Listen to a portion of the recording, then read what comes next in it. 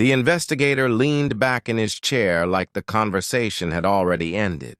"Your daughter wanted this," he said, tapping the closed file with 2 fingers. "Girls shave their heads all the time now. Fashion, social media trends." His smirk wasn't cruel. It was worse than that. It was bored. "Case is closed," he added. "Besides, one of those boys is the captain's son." For a moment, I thought I had misheard him. I looked at the thin brown folder between us. My daughter's name was written across the top like something ordinary, like homework paperwork, like a school form. "Did you watch the video?" I asked. He shrugged. "Kids fool around. They record things. Your daughter probably didn't like how it looked afterward." He slid the file toward the edge of the desk. That was the end of the meeting. Outside the station, the air felt strangely quiet. Cars passed. People talked. The world continued in the calm rhythm it always had. But the investigator's voice followed me. "Your daughter wanted this." At home, the house felt different now. Not empty. Just careful. My daughter stayed mostly in her room these days. When she came out, she wore a loose beanie even inside. The first time I asked her about it, she said she was cold. I didn't ask again. Later that evening, my phone buzzed. Unknown number. A video file. Under it, a message. "Watch how we have fun with your bald girl. Stay quiet, old man, or we'll come for you." I sat at the kitchen table for a long time before opening it. When I finally pressed play, the world narrowed to the screen. A group of boys in a large living room. Expensive furniture. Music somewhere in the background. They were relaxed, confident. My daughter sat on the floor. Her hair was already gone, freshly shaved, her scalp pale under the lights. Someone was holding a phone close to her face while another boy laughed behind the camera. One of them tilted her chin up. "Smile," he said. She didn't. Another voice laughed.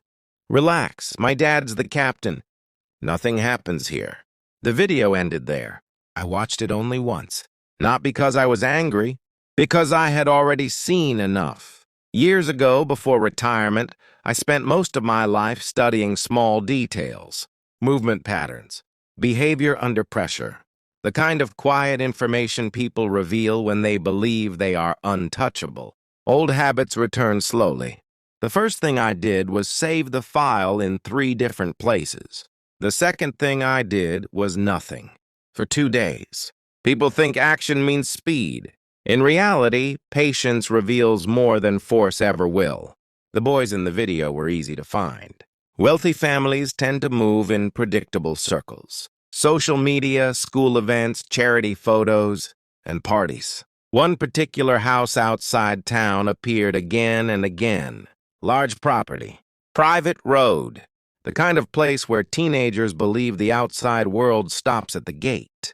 By the 4th night, I knew they would be there. I didn't go alone. Not with soldiers. Not with threats. With witnesses.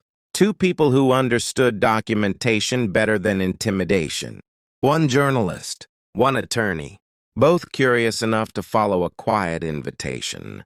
When we arrived, the music was already loud enough to hear from the driveway. Inside, the atmosphere shifted the moment they saw me.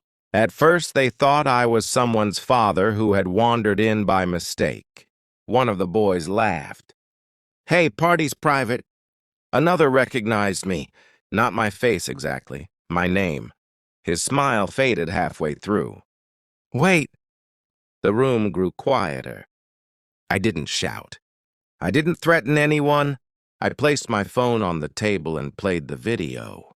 The laughter from the recording filled the room. No one spoke while it played. When it ended, I simply looked at them. "Who filmed it?" I asked. Silence. Then someone muttered, "It was just a joke." Behind me, the journalist quietly lifted his camera. The attorney took out a notepad. Confidence drains quickly when witnesses appear. The boy who had laughed earlier suddenly looked toward the door. "You can't just come in here," he said. "Actually, I could." Before arriving, I had made one phone call, not to the local station, to someone higher. When the police vehicles finally rolled up the driveway 20 minutes later, the mood in the room had already collapsed. This time the officers didn't stay outside. They walked in, phones recording, witnesses present, evidence playing on repeat. Even the captain's son understood the situation had changed. No shouting, no drama, just procedure. Later that week, the investigator called me. His voice had lost the smirk. "We're reopening the case," he said carefully. I thanked him and ended the call. At home, things didn't suddenly become normal. My daughter still moved quietly through the house. Still wore the beanie most days. But one evening, she sat at the kitchen table while I made coffee. She looked at me for a long moment. "You didn't fight them," she said. "No," I told her. I set the cup in front of her. "I made sure they couldn't hide." She nodded slowly. For the first time in weeks, she took off the beanie. Her head was still bare, but she didn't look down.